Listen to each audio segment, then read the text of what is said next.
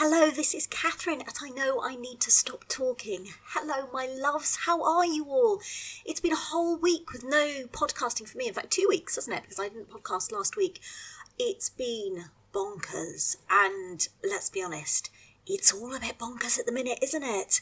What a day, what a week, what a weekend. So my little phone, I was out yesterday, my phone beeped with a notification from the BBC News app, which is terrifying. If you don't have the BBC News app, for the love of God, don't get it. I have nothing against the BBC News app, but it comes with the most terrifying breaking news sound that literally has me practically shitting myself every time I hear it, particularly in 2020, because I can tell you now, spoiler alert, I am yet to find a single time when the breaking news app has made its terrifying noise and gone, kitten saved from being stuck up a tree, which is the kind of heartwarming news stories that I really want to appear in my breaking news app, as opposed to the news stories of the we're all fucked variety, which seem to be coming through 3 or 4 times a day.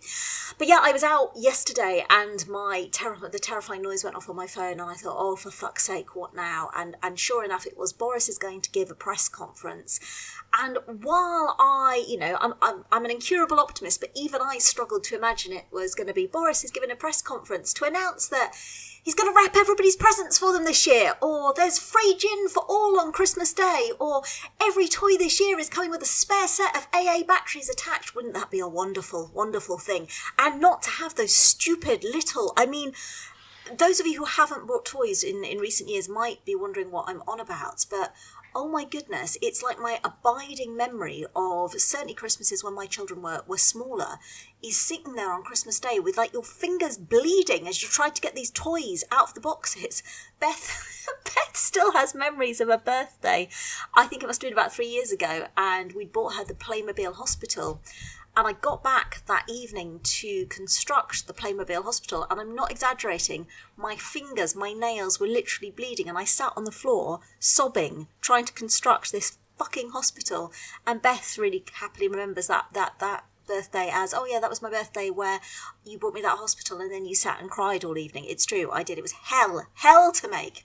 Anyway, I digress. But yeah, it's all fucked really, isn't it? As I say, I like to bring the optimism, but I think all I can come up with in a minute is it really is all fucked. We have the dubious pleasure where I live. We're tier 4. Tier 4, doesn't that sound amazing? I tried to pitch it to the kids because I've tried throughout this to be very kind of like on an even keel about, how you're living through history and, emotionally making sure they're okay. Obviously, Jamie's loving life. It's the best time of his life. He was like, tier 4, what does that mean? Is that going to make any difference to me? And I was like, Jamie, you spent the entire year sitting in your pants in front of your computer. I struggle to think of a tier which is going to impact your day-to-day life. So he looked quite happy. But I kind of was pitching it to Beth. I went, wow, tier 4. And she looked at me completely derisively and went, Mum, you wouldn't even get a medal in tier 4. 4th place is nothing. You're nowhere. And it does all feel as shit as 4th place would be, really. It's just rubbish. I mean, I have to be honest, I haven't paid a huge amount of attention to the intricate details of tier 4.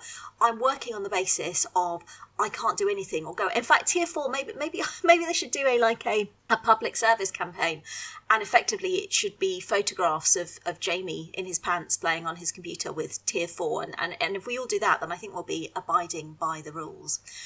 And we had always deliberately planned to keep Christmas very low-key this year, with, obviously my children at 2 different schools and not wanting to run the risk of infecting elderly relatives. So in some ways I feel quite lucky because we hadn't really planned to do anything or go anywhere. But even like just the little things, like I was going to meet up with my dad and my sister yesterday to exchange Christmas presents, and we haven't been able to do that. And in the grand scheme of things, it's fine. I'm a huge believer in it. There are people struggling far more than I am right now.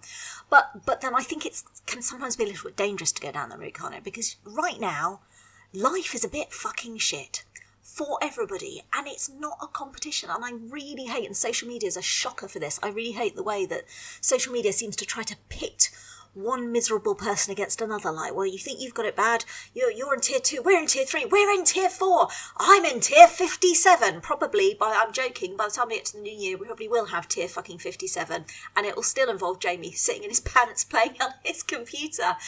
The moment they take that away, that's when he's going to really start to feel the pain. But grief is not competitive, right? Your grief, your unhappiness, because we are all grieving, right? We're grieving for the life that we knew, that we know, we hope is going to come back thanks to our amazing and our clever and wonderful scientists. But we're all grieving in our own ways right now, and I think the very worst thing you can do with grief is try and downplay your own grief because other people have, in your view, got it worse, or equally try and downplay somebody else's grief. Well, you might not be able to see your family, but at least your family is still alive, at least your family aren't working on the front line, at least, and I just think, no, do you know what, it's shit for everybody. We are united in how fucking shit 2020 is, and probably the start of 2021 is as well. And that's all right. It's okay right now to feel however you want to feel. I wrote something on Twitter this morning because I was getting really frustrated with people, and I think it's often done with a well-meaning thing to try and make people feel better, like, oh well, at least you've got whoever with you, at least you're in a support bubble, at least you got your job to keep you busy. And I just think there's no at leasts, and there's no right way to feel right now. You might feel absolutely fine right now, and that's fantastic and wonderful, and don't listen to anybody saying to you, oh, you should feel terrible. But equally, you might be not on your own for Christmas, and you might be surrounded by people, and you might know in many ways that you're really lucky, but it doesn't mean it's not fucking shit right now. It really is. I think I might have topped a record for the number of times that I've sworn during this particular podcast already, but then again, if you're listening to this, you probably follow my blog, so I'm assuming a little bit of bad language isn't gonna faze you too much. And if any year was a good year to crack out the cockwombles, 2020 is categorically it. So it's rubbish. It is rubbish, and I'm definitely not here to try and tell you anything else. I do think there is definitely something in... I'm a big believer in trying to control the things that you can control, and I love the fact that I always have it in my gift to give kindness, to bring moments of kindness to people, not in some kind of naive Pollyanna type way thinking that's going to make absolutely everything better, because it's not, right? Christmas for most people this year, and indeed most of this year, is a bit shit. But I think those little moments of kindness, and trying to just find the little moments of happiness in every day, and it's a really, really little things. I'm sitting here recording this, and I'm looking at the most beautiful jug full of flowers. This is where I should be able to tell you what sort of flowers they are, and I've got not a fucking clue what sort of flowers they are. They're really pretty, they're little ones. They're like teeny tiny daffodils and white daffodils. As you can tell, I am not a botanist, fucking hell. I could have researched this before I did this podcast, right? No, I have not done that. Anyway, they're little flowers, little yellow ones and little white ones, and they came in a box all the way from the Scilly Isles, sent by my mum's partner, and they are so beautiful and bright and fragrant and radiant, and they are just bringing a little bit of sunshine into what is otherwise a bit of a grey and damp and dismal day, certainly in the part of the UK where I am today.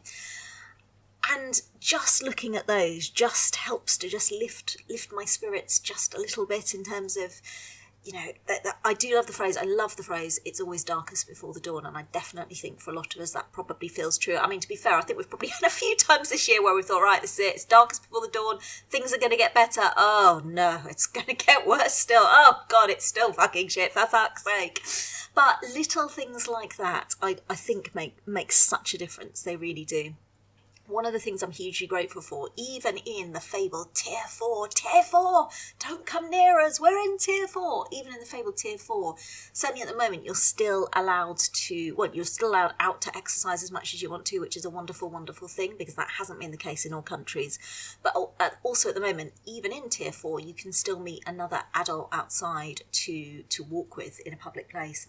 So I met one of my best friends yesterday, and she lives a long way away from here, but she's relocated down here, and she and I went walking yesterday. We hadn't seen each other face to face since the summer, like months and months and months, and it was just glorious. We just talked about shit, just absolute random shit the entire time, and leapt about and pulled ridiculous faces, and it just did my heart good. It really did. So if you're in the lucky position, even if you can't see somebody else, if you're in the lucky position to be able to get out of the house and walk, that's so good for the soul, so good for the soul.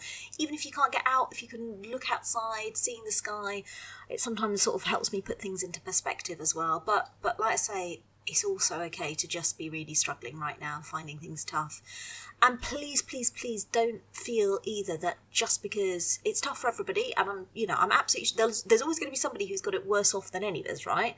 but that doesn't mean your grief isn't valid, and it also doesn't mean that you shouldn't talk about how you're feeling as well. And hopefully lots of us are lucky to have good friends and family who will listen, but not everybody does, and also not everybody feels comfortable to people that they know. So speaking to someone like the Samaritans, you can call them, you can even email them if you don't feel comfortable talking on the phone, because not everybody does. But finding an outlet is so important. And there's various posts up on my blog with links to great places to go and people to talk to. So please don't ever feel that you're alone. Please don't ever feel that there isn't somebody to talk to. There is, and actually there are millions and millions of stories and examples of where people have done just that. And the difference it's made has been absolutely huge. It really has.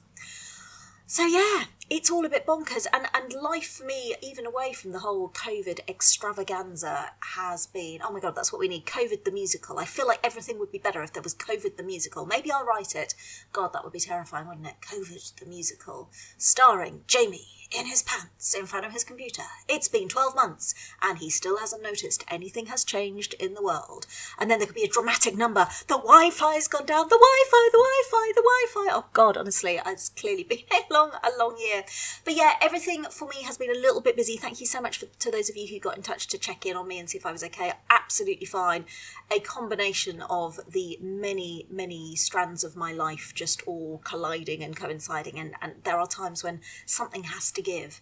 And actually, as I've got older, I've learnt more and more that actually the one thing that you shouldn't give is making sure that you take a little bit of time to just look after you. So I made the executive decision to prioritise sitting on my arse occasionally, staring into space, catatonically panicking about everything I still have to do for Christmas, or reading a book, or just going out for a walk and spending time with the kids. And it has done my soul good to do that. So thank you for bearing with me. I'm definitely back. We might even get some extra podcasts in over Christmas. That's the plan. That's the hope. I've got a bit of time off work, so I'm looking forward to doing that. Of course, before any of that can happen, I have to wrap the fucking presents. I feel like 2 weeks ago, if I didn't say it on the podcast, I was certainly thinking to myself, I must wrap the presents. Every year I tell myself, I'm going to get started early. I'm not going to leave it to the last minute. I told you last time of the memorable story of wrapping up Mr. I Know I Need to Stop Talking's pen at about 5 minutes past midnight on Christmas Eve. Oh, that was not a good night.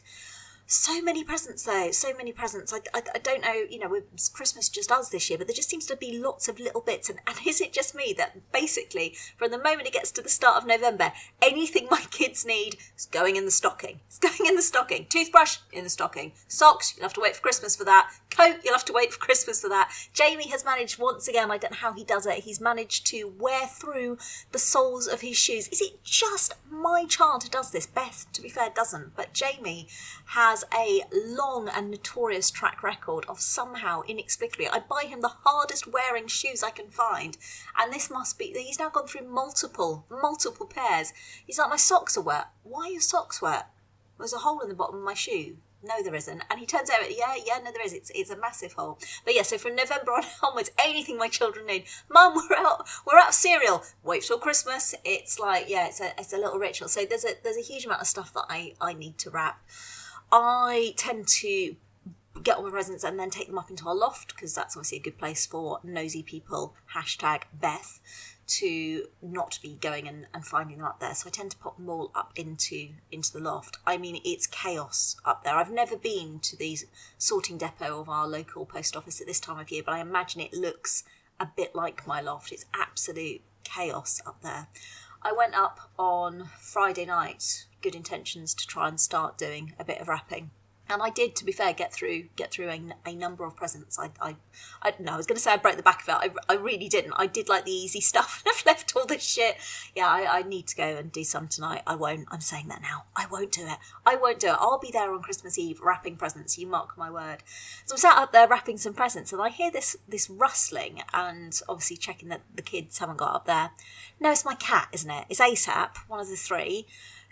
Sandwich, who we've had for years, has never, ever come into the loft. We've left the loft ladder down. She's never been bothered. ASAP has obviously decided this is some new and exciting challenge. So she's up in the loft. She's dead excited. She's running round and round the loft. There's loads of interesting places for cats to go up there.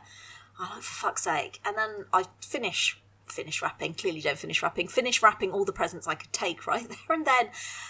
And then, of course, she's stuck in the loft, isn't she? Because cats can climb up ladders. Turns out cats cannot climb down ladders. So I'm like, it's okay, don't worry, I'm going to get her out the loft. So I called Jamie over. Well, have you ever tried manhandling a frightened cat out of a loft? I don't think it's going to become an Olympic sport anytime soon, and there's a very good reason for that. Jamie's a very good sport, but bless him, it took some time. So that's probably going to be my future, is chasing cats out of the loft.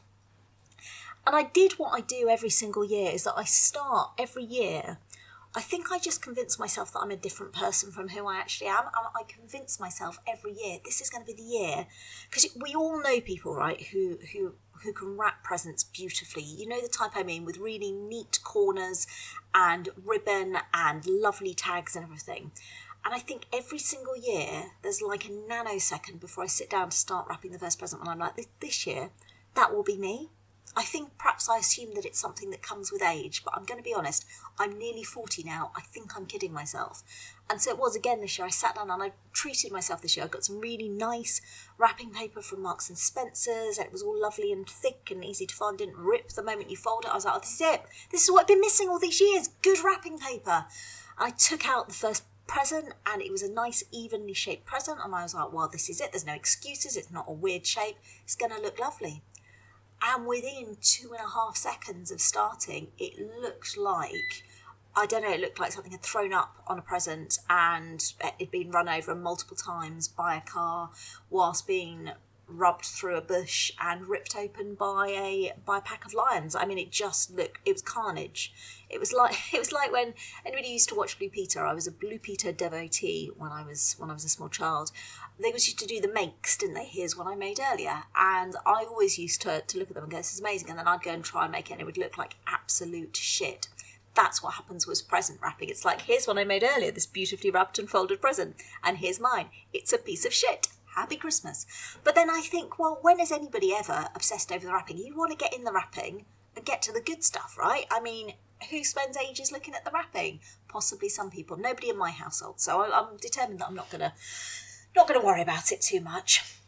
But I had some presents this afternoon with not being able to go meet up to hand them over yesterday. I had some presents that I needed to get couriered. And so they were already wrapped. That was good news. So I was like, okay, well, all I need to do is put some brown paper. And I had some bubble wraps. It was quite well prepared. I put some brown paper around them and send them off. And I thought, well, always easier to do these things with an extra pair of hands. So I called Jamie down. No, turns out, in all scenarios, it is not always easier to do anything with an extra pair of hands. Because if I thought I was fucking bad at wrapping presents, oh my God, Jamie is something else. Like, literally, it was like some kind of farce. Like, I imagine like the Benny Hill theme tune playing in the background. I'm like, right, hold the tape. He gets the tape stuck to his fingers. Hold the scissors. The scissors are now stuck to the tape. Jamie, give me the tape and the scissors. He then gets the tape stuck to his trouser leg. Then I'm trying to pull the scissors away. The tape rips in two. I'm like, okay, right, fine. I'm going to take the tape now. All you need to do, Jamie, is hold the tape. He drops the tape. I mean, honestly, it was absolutely ridiculous. There was tape everywhere. There was tape stuck to him, stuck to the side, stuck to the floor. He has many strengths, but turns out wrapping presents really not fucking one of them. So yeah, that was this afternoon's excitement and merriment. But wrapping presents, that is my task. I'm totally going to do some tonight. I'm not going to do it. I'm sitting here saying this. I'm absolutely not going to do it.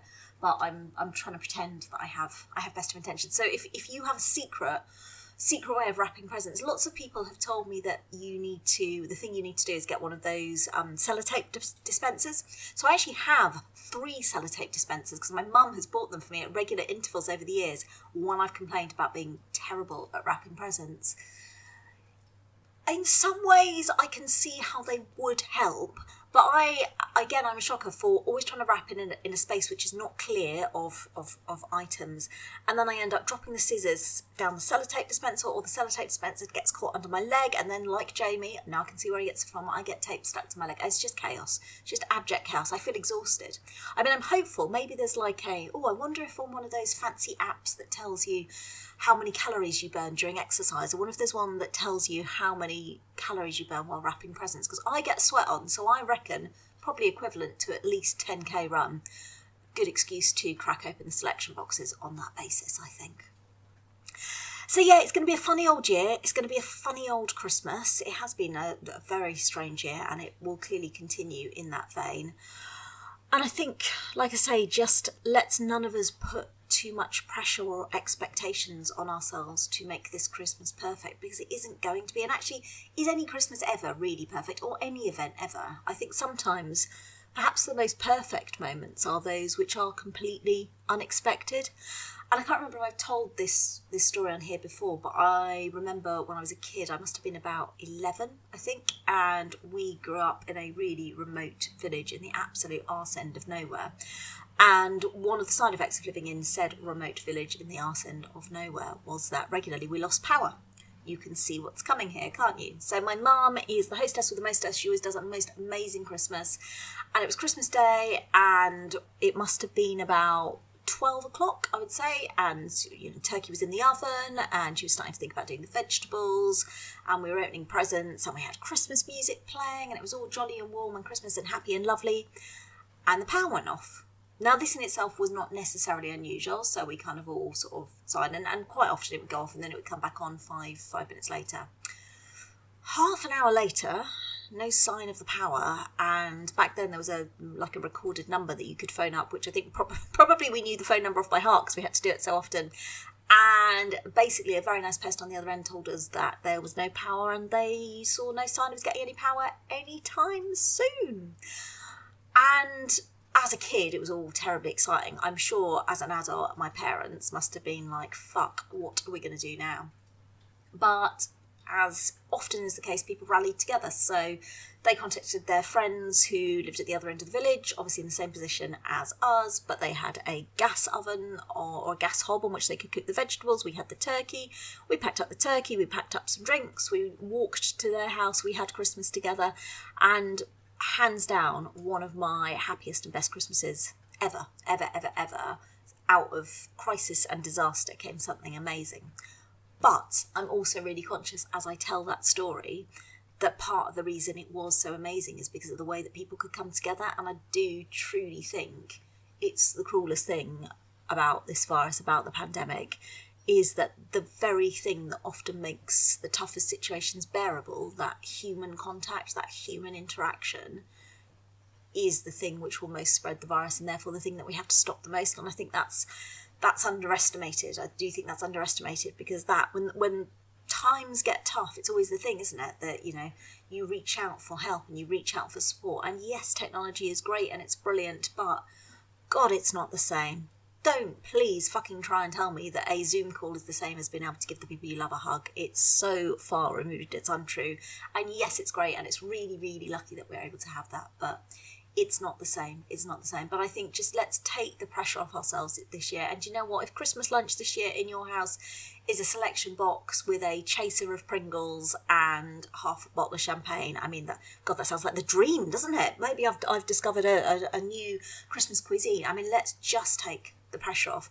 Beth might have been on the money, to be honest. She, early on, when I said to the kids, what do you want with Christmas dinner? And Beth looked me dead straight in the eyes, very serious, and went, spaghetti hoops.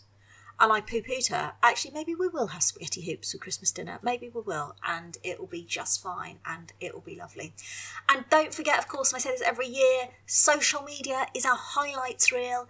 People are showing the best bits. They're not showing their bleeding fingers trying to get fucking ridiculous toys out of packaging. They're not showing the emergency dash up to the corner shop for AA batteries. They're not showing the fights or the hysterical sobbing because everybody was been awake since 2 a.m. and is knackered by 6 a.m. They're showing the best bits. They're showing the best bits. And actually, right now, for a lot of us, those best bits might be few and far in between, but like I say, try and find for yourselves those little moments, the really small things. Even, it might be a really, really tough time, but if you can find one little thing to bring a smile to your face in what I appreciate is a very dark time of the year for lots of people right now, then take those little small things, grab onto those things, hang on to them. Don't try to be all things to all people. I think right now, first and foremost, we've got to focus on looking after ourselves, because it's only when we look after ourselves that we can find that strength to make sure that we can be there for others too. So please, please be kind. Be kind to everybody, but most of all, be kind to you. And fucking hell, let's just drink a fuckload of gin. And I don't like cheese. I'm sorry to mention it again. I know, right? 2020, what else can I have in store? But I enjoyed the tweets going around yesterday from various people saying, fuck it, I've cracked open the Christmas cheese. Do you know what, this year, do the little things that make you happy. If that's cracking open the Christmas cheese, even though it's only the 20th of December, I've got a shitload of stuff in my fridge. It's like tradition, right? When you get anywhere near Christmas, there's a load of food in my fridge every time the kids go anywhere near it. Get off that! It's for Christmas! It's for Christmas! Jamie's like, it's milk. It's for Christmas! But it's milk. It's Christmas milk! Get off the milk! Christmas milk! So do those little things that make you smile. And like I say, if we all need a few vices to get through this year, fucking hell, I think we deserve it, don't we? I mean, I'm still not going to eat cheese. I'm not going to go that far, Jill. God, it's been a bad year. It hasn't been that bad. It really hasn't. So look after yourselves, my loves. Stay safe. Take care. I will definitely make sure to be back with another podcast over the Christmas period. And I've also got something else that I'm kind of vaguely thinking about doing and planning. So keep an eye on the blog. We will hopefully get some stuff up there first. Look after yourselves. Stay safe. I will see you all next week. Take care, my loves. Lots of love.